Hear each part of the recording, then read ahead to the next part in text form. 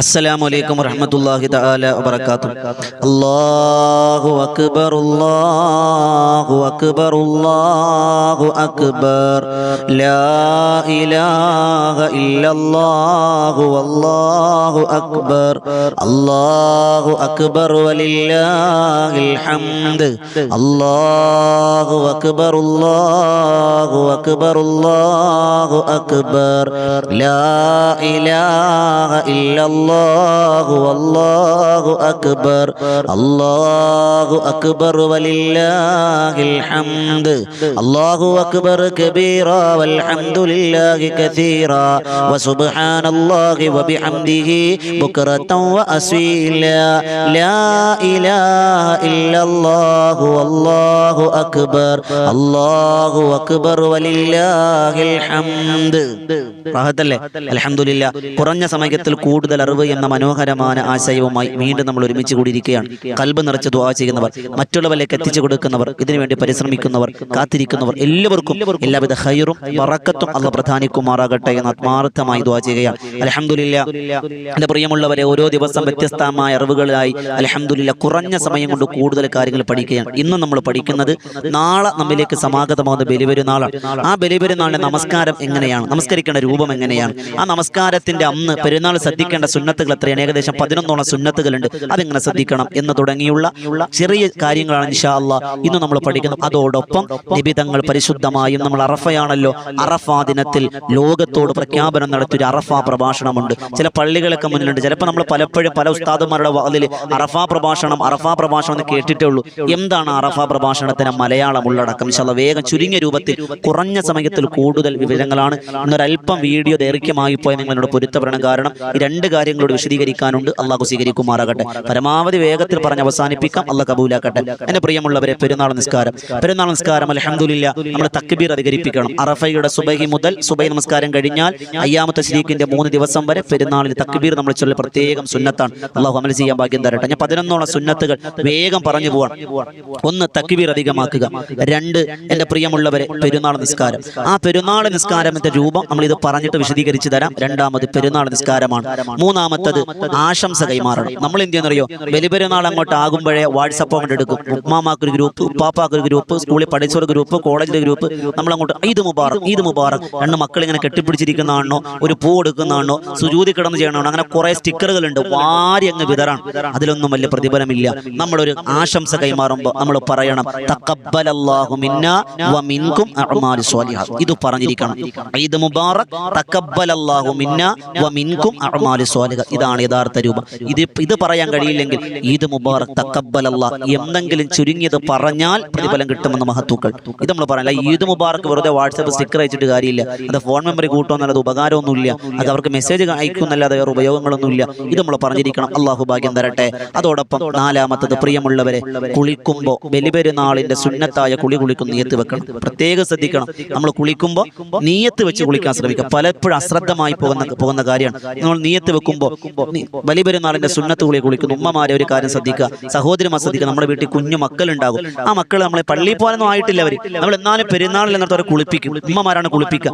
ആ കുളിപ്പിക്കുമ്പോൾ പെരുന്നാളിന്റെ കുളിയെ ഞാൻ കുളിപ്പിക്കുന്നു നിയത്ത് വെച്ചാൽ കുട്ടിക്കും കൂലി കിട്ടും, നിങ്ങൾക്ക് കൂലി കിട്ടും. അപ്പൊ നിങ്ങൾ കുളിക്കുന്ന കൂലിയും കിട്ടും, കുഞ്ഞുങ്ങളെ കുളിപ്പിച്ച കൂലിയും കിട്ടും.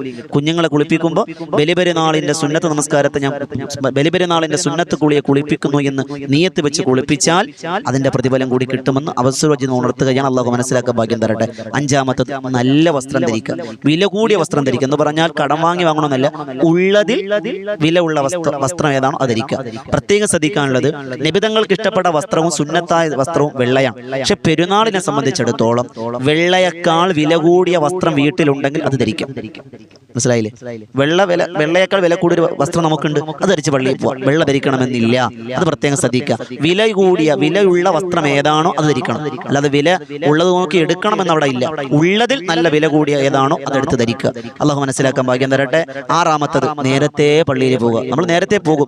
8 മണിക്കാണ് പെരുന്നാൾ നിസ്കാരമെങ്കിൽ 7:30 ആകുമ്പോഴേ പോകും. അവിടെയും പോയി അവന്റെ വസ്ത്രം കൊള്ളാടാ, എവന്റെ വസ്ത്രം കൊള്ളാടാ, ഈ പോത്ത് കൊള്ളാലാടാ, അവിടെ ഒക്കെ നോക്കി നടന്നിട്ട് അവസാനം പോയി കൈകെട്ടാൻ നേരത്ത് ചെന്ന് കയറിയാൽ പറ്റൂല. നേരത്തെ പള്ളിയിൽ പോവുക. അതുപോലെ 7ാമത്തത് സുഗന്ധം പൂശുക. 8ാമത്തത് ദാനധർമ്മം ചെയ്യുക. ആർക്കെങ്കിലൊക്കെ സ്വതക്ക കൊടുക്കുക. പെരുന്നാൾ ദിവസം വലിയ പ്രതിഫലമാണ്. വേഗം പറഞ്ഞു കേട്ടോ. 9ാമത്തത് കുടുംബത്തോടൊപ്പം കുടുംബത്തോടൊപ്പം ഒരുമിച്ചിരുന്ന് ഭക്ഷണം കഴിക്കുക. നിസ്കാരമൊക്കെ കഴിഞ്ഞ് വീട്ടിൽ വന്ന് കുടുംബത്തോടെ ഒരുമിച്ചിരുന്ന് ഭക്ഷണം കഴിക്കുക. അത് പ്രത്യേകം സുന്നത്താണ്. 10ാമത്തത് ഉദ്ഹിയയിൽ ഭാഗവാക്കുക എന്ന് പറഞ്ഞ ഉസ്താദെ, നമ്മൾ ഉദ്ഹിയക്ക് ചേർന്നില്ല, പിന്നെ എന്തിനാ നമ്മളവിടെ പോണേ? വേണ്ട, നമ്മളവിടെ ചെന്ന് നിന്ന് കയറൊന്ന് പിടിച്ചേ, അതങ്ങോട്ട് മാറ്റിക്കെട്ടി ആ പറയുന്ന വർത്തമാനം ഉദ്ഹിയയ്ക്ക് വേണ്ടി സംസാരിക്കുന്ന സംസാരം പോലും ദിക്റാണ് എന്ന് പറഞ്ഞ പണ്ഡിതന്മാരുണ്ട്. അവിടെ പോയി നിൽക്കൽ പോലും ഇബാദത്തിന്റെ കൂലിയാണ്. അത് പ്രത്യേകം നമ്മൾ ശ്രദ്ധിക്കുക. 11ാമത്തത് കുടുംബ ബന്ധം ചേർക്കുക. ഈ 11 കാര്യം പ്രത്യേകം ശ്രദ്ധിക്കുക. ഞാൻ അറിയാവുന്ന കൊണ്ട് വിശദീകരിക്കുന്നില്ല കേട്ടോ, വേഗം പറഞ്ഞു പോകാൻ. ഇനി പെരുന്നാൾ നിസ്കാരം നമ്മൾ കുളിച്ചു, സൂര്യോദയം പെരുന്നാളിന്റെ അന്ന് സൂര്യൻ ഉദിച്ച് 20 മിനിറ്റ് കഴിഞ്ഞാൽ എപ്പോഴും പെരുന്നാൾ നിസ്കരിക്കാം. ലുഹർ വരെ നിസ്കരിക്കാം. സൂര്യോദയം കഴിഞ്ഞ് 20 മിനിറ്റ് കഴിഞ്ഞ് ലുഹർ വരെ എപ്പോഴും നിസ്കരിക്കാം. നിയ്യത്ത് എന്താണ്? വലിയ പെരുന്നാളിന്റെ സുന്നത്ത് നമസ്കാരം 2 റക്അത്ത് അല്ലാഹു തആലക്ക് വേണ്ടി ഞാൻ ഇമാമോട് കൂടി ഞാൻ നമസ്കരിക്കുന്നു എന്ന് മഅ്മൂമിങ്ങൾ നിയ്യത്ത് വെക്കുക. ഇമാമാണ് നിസ്കരിക്കുന്നതെങ്കിൽ വലിയ പെരുന്നാളിന്റെ സുന്നത്ത് നമസ്കാരം 2 റക്അത്ത് ഇമാമായി ഞാൻ നമസ്കരിക്കുന്നു നിയ്യത്ത് വെക്കുക. അപ്പൊ നിയ്യത്ത് ഓക്കെ ആയല്ലോ, നിയ്യത്ത് വെച്ച് അല്ലാഹു അക്ബർ നമ്മൾ കൈ കെട്ടിയതിന് ശേഷം സാധാരണ കൈകെട്ടിയ വജ്ജഹത്വമാണ് ഓതുന്നത്. അല്ല, ഇവിടെ വജ്ജഹത്ത് ഓതുന്നതിന് പകരം അതിന് മുമ്പായി നമ്മൾ 7 തക്ബീർ അല്ലാഹു അക്ബർ അല്ലാഹു അക്ബർ അല്ലാഹു അക്ബർ എന്നിങ്ങനെ 7 തക്ബീർ. ആദ്യത്തെ തക്ബീർ കൂട്ടാതെ 7, അങ്ങനെ മൊത്തത്തിൽ 8 എണ്ണം. ആദ്യത്തെ തക്ബീർ 1, പിന്നെ 7 എണ്ണം. ഈ ഓരോ തക്ബീറിന്റെ ഇടയിലും സുബ്ഹാനല്ലാഹി വൽഹംദുലില്ലാഹി വലാ ഇലാഹ ഇല്ലല്ലാഹു അല്ലാഹു അക്ബർ എന്ന് പറയുക, അല്ലേ? 7 തവണ പറയുക. അത് കഴിഞ്ഞ് വജ്ജഹത്ത് ഓതി ഫാത്തിഹ ഓതി 1ാമത്തെ റക്അത്തിൽ സബ്ബിഹിസ്മ റബ്ബിക്കൽ അഅ്ല, 2ാമത്തെ റക്അത്തിൽ ഹൽ അതാക ഹദീസുൽ ഗാശിയ. ഇതറിയില്ലെങ്കിൽ ഖുൽ ഹുവല്ലാഹു അറിയാവൂ, അത് മതി. ഇന്നാത്തൈനാക്കൽ അറിയാവുള്ളൂ, അത് അറിയാവുന്ന സൂറത്ത് ഓതാം. എന്നിട്ട് നമ്മൾ നേരെ സുജൂദിൽ പോയി നമ്മൾ എഴുന്നേറ്റ് വന്ന് 2ാമത്തെ റക്അത്തിലേക്ക് എഴുന്നേറ്റ് വന്ന് അല്ലാഹു അക്ബർ പറഞ്ഞ് കൈ കെട്ടിയാൽ അത് കൂടാതെ 5 തക്ബീർ. അപ്പൊ മൊത്തം 6 എണ്ണം. മൊത്തത്തിൽ ആദ്യത്തെ റക്അത്തിൽ 7+1 8ആയി, 2ാമത്തതിൽ 5+1 അല്ലാഹു അക്ബർ അല്ലാഹു അക്ബർ. അതിന്റെ ഇടയിൽ സുബ്ഹാനല്ലാഹി വൽഹംദുലില്ലാഹി വലാ ഇലാഹ ഇല്ലല്ലാഹു അല്ലാഹു അക്ബർ എന്ന് നമുക്ക് തക്ബീർ പറയാം. അല്ലാഹു സ്വീകരിക്കുമാറാകട്ടെ. അങ്ങനെ അത് കഴിഞ്ഞു സലാം വീട്ടി. നമ്മൾ സലാം വീട്ടിയാൽ സ്ത്രീകളുടെ പെരുന്നാൾ നമസ്കാരം കഴിഞ്ഞു. പക്ഷെ പുരുഷന്മാരെ സംബന്ധിച്ചിടത്തോളം 2 ഖുതുബയുണ്ട്. അത് പ്രത്യേകം കേട്ടിട്ട് വേണം എഴുന്നേറ്റ് പോകാൻ. നമ്മൾ 2ാമത്തെ സലാം പള്ളിയുടെ പുറത്താ ഇല്ല, പെരുന്നാൾ നമസ്കാരത്തിന് കൂലി കിട്ടൂല. 4 റക്അത്തിന് 2 റക്അത്തിന്റെ സ്ഥാനം പുരുഷന്മാരെ സംബന്ധിച്ചിടത്തോളം ഖുതുബയിലുണ്ട്. അത് കേട്ടിട്ടേ വരാവുള്ളൂ. എന്റെ ശബ്ദം ശ്രവിക്കുന്ന ഇമാമിങ്ങളോട് സുഹൃത്തുക്കളോട് പറയാനുള്ളത്, പള്ളിയിലേക്ക് നമ്മൾ ഖുതുബ ഓതുമ്പോൾ വളരെ ചുരുക്കി ഓതുക, ആളുകൾക്കൊന്നും ബുദ്ധിമുട്ടാകാത്ത രീതിയിൽ. അല്ലാഹു മനസ്സിലാക്കുക, ഭാഗ്യം അനുഗ്രഹിക്കുമാറാകട്ടെ. അങ്ങനെ അൽഹംദുലില്ലാഹ്. പിന്നെ മറ്റൊരു കാര്യം, തക്ബീർ കുറഞ്ഞാലോ കൂടിയാലോ പ്രശ്നമില്ല. തക്ബീർ 8 എണ്ണം ആയിപ്പോയി, അല്ലാഹ് എന്താവും പ്രശ്നമില്ല. ഇനി കുറഞ്ഞുപോയി പ്രശ്നമില്ല.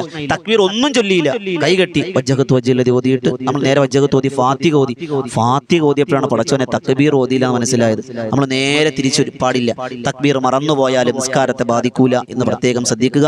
അല്ലാഹു സ്വീകരിക്കുമാറാകട്ടെ. ഇതാണ് പെരുന്നാൾ നിസ്കാരം. പിന്നീട് ഞാൻ പറഞ്ഞു വന്നത് അറഫ പ്രഭാഷണം. ഞാൻ വേഗം ഒന്ന് പറഞ്ഞു പോവാൻ. അറഫ ദിനത്തിൽ അറഫ പ്രഭാഷണം നമ്മൾ അറിഞ്ഞിരിക്കണം. ഞാൻ വേഗം ഒന്ന് ഓടിച്ച് പറഞ്ഞു തരാം, സമയം വളരെ ചുരുക്കമാണ്, കുറഞ്ഞ സമയം കൂടുതൽ കാര്യങ്ങൾ. അറഫ പ്രഭാഷണത്തിന്റെ വിധങ്ങൾ. അറഫ മൈതാൻ ഒരുമിച്ച് കൂടിയ സ്വഹാബത്തിനോട് പറഞ്ഞു, അയ്യുഹന്നാസ്, ഏ ജനങ്ങളെ ഇന്നി വല്ലാഹി മാ അദിരി ലഅല്ലി ലഅൽകാകും. സ്വഹാബ, ഇനി നമ്മൾ ഈ സ്ഥലത്ത് വെച്ച് ഹാദാ ബഅദ യൗമികും ഹാദാ, ഈ സ്ഥലത്ത് വെച്ച് ഇനി നമ്മൾ കണ്ടുമുട്ടില്ലാന്നിരിക്കാം. ഇനി കണ്ടുമുട്ടിയെന്ന് വരില്ല. വിധങ്ങളെ വാക്കുവെക്കുക, ഇത് ചിലപ്പോൾ അവസാന കണ്ടുമുട്ടലായിരിക്കും ഈ സ്ഥലത്ത് വെച്ച്. അതുകൊണ്ട് സ്വഹാബ വിധങ്ങൾ പറയാണ്, ഹാദാ റഹിമല്ലാഹു ഇംറഅൻ സമയ മഖാലത്തി, ഈ വാക്കുകളെ കേൾക്കുന്നവൻ അല്ലാഹു ബറക്കത്ത് ചെയ്യട്ടെ. ഇവിടെ മഹാരഥന്മാരെന്ന പണ്ഡിതന്മാർ പറഞ്ഞു, ആരെങ്കിലും ഈ വാക്ക് പറയുന്നത് കേട്ടാലും അവനും അല്ലാഹു ബറക്കത്ത് തരുമെന്ന് മഹാരഥന്മാരാകുന്ന പണ്ഡിതന്മാർ. അതുകൊണ്ട് അറഫ പ്രഭാഷണം കേൾക്കുന്ന, ഈ വോയിസ് ഓഫ് ഷഫീഖ് ബദരിയിലൂടെ കേൾക്കുന്ന ഉമ്മമാരെ, നിങ്ങൾക്കും അല്ലാഹുവിന്റെ റസൂൽ പറഞ്ഞ് ബറക്കത്ത് ചെയ്യട്ടെ എന്ന് അല്ലാഹു കേൾക്കാൻ ഭാഗ്യം തരട്ടെ. അപ്പൊ എന്റെ പ്രിയമുള്ള നിബിധങ്ങൾ പറയാണ്, സുഹാബ, ഈ കാര്യങ്ങൾ നിങ്ങൾ മറ്റുള്ളവരിലേക്ക് എത്തിക്കണം. അത് നിങ്ങളുടെ ബാധ്യതയാണ്. അറിവ് മറ്റുള്ളവരിലേക്ക് എത്തിക്കൽ സ്വതക്കയാണെന്ന് നബിയുനാ റസൂലുള്ളാഹി. നമ്മൾ ഈ കേൾക്കുന്ന ഈ വോയിസ് ഓഫ് ഷഫീഖ് ബദരി എന്ന ചാനലിലൂടെ കേൾക്കുന്ന കാര്യങ്ങൾ മറ്റുള്ളവരിലേക്ക് എത്തിച്ചു കൊടുക്കൽ അത് സ്വതക്കയാണ്. അല്ലാഹു സ്വീകരിക്കുമാറാകട്ടെ. ഞാൻ വേഗത്തിൽ സ്പീഡിന് പറഞ്ഞോണം എന്തിനാണെന്നറിയോ? വളരെ വിശാലമായി പറഞ്ഞ് സമയം ദീർഘിപ്പിക്കും, നിങ്ങൾക്കൊക്കെ ബുദ്ധിമുട്ടാണ്. അതുകൊണ്ടാണ് വേഗത്തിൽ പറഞ്ഞു പോകുന്നത്. അല്ലാഹു സ്വീകരിക്കുമാറാകട്ടെ. നിബിധങ്ങൾ പറയാം, ഇന്ന ദിമാഉക്കും വഅംവാലുക്കും വഅറാലുക്കും അലൈക്കും ഹറാം കഹുറുമത്തി യൗമിക്കും ഹാദാ ഫീ ശഹരിക്കും ഹാദാ ഫീ ബലദിക്കും. നിബിധങ്ങൾ പറഞ്ഞ വാക്ക് അത്ഭുതത്തിന്റെ വാക്ക്. ഒന്നാമത് പറഞ്ഞു, സ്വഹാബ, ഈ നാടിനേക്കാൾ, ഈ മക്കയേക്കാൾ, കഅബയേക്കാൾ, ഈ മാസത്തെക്കാൾ നിങ്ങൾക്ക് നിങ്ങളുടെ സഹോദരന്റെ സമ്പത്തും അവരുടെ രക്തവും അഭിമാനവും പവിത്രമാണെന്ന് നബിയുനാ റസൂലുള്ളാഹി. എന്തൊരു വാക്ക് നോക്കി. കഅബയേക്കാൾ മഹത്വം ഒരാൾ അഭിമാനത്തിനുണ്ട്. നമ്മൾ ആരെയും കുറ്റപ്പെടുത്തരുത്, കളിയാക്കരുത്, പരിഹസിക്കരുത്, വേദനിപ്പിക്കരുത്. അവന്റെ അഭിമാനത്തിന് കഅബയേക്കാൾ മഹത്വമുണ്ടെന്ന് നബി മുഹമ്മദ് മുസ്തഫ. അറഫ ദിവസത്തിന്റെ പ്രഭാഷണമാണ്. ലോകത്തിൽ സാഹോദര്യം ഊട്ടിയുറപ്പിച്ച പ്രവാചകൻ. തീർന്നില്ല. നബി തങ്ങൾ പറഞ്ഞു, അന്ന സുദൂറ ലാ തുഗല്ലു അലാ സലാത്ത്. 3 കാര്യങ്ങളിൽ വഞ്ചന കാണിക്കാൻ പാടില്ല. ഒന്ന്, അമലിലെ ഇഖ്ലാസ്, റബ്ബിന് കൊടുക്കുന്ന നമസ്കാരത്തിൽ ഇഖ്ലാസ് കുറവ് പാടില്ല, ഇഖ്ലാസോടെ ഇബാദത്ത് ചെയ്യുക. രണ്ടാമത്തത്, കൈകാര്യകർത്താക്കൾക്ക് ഉപദേശം കൊടുക്കുമ്പോൾ വഞ്ചന കാണിക്കരുത്. മൂന്നാമത്തത്, മുസ്ലിമീങ്ങളോടും ജമാഅത്ത് നമസ്കാരത്തിലും വഞ്ചന കാണിക്കാൻ പാടില്ല. കൃത്യമായി അത് പാലിക്കണം. ഞാൻ വേഗം പറഞ്ഞു പോവാണ് പ്രിയമുള്ളവരെ. എന്നിട്ട് നബി തങ്ങൾ പറഞ്ഞത്, അലാ ഇന്ന കുല്ല ശൈഇൻ മിൻ അഹ്ലിൽ ജാഹിലിയ തഹ്ത ഖദമി.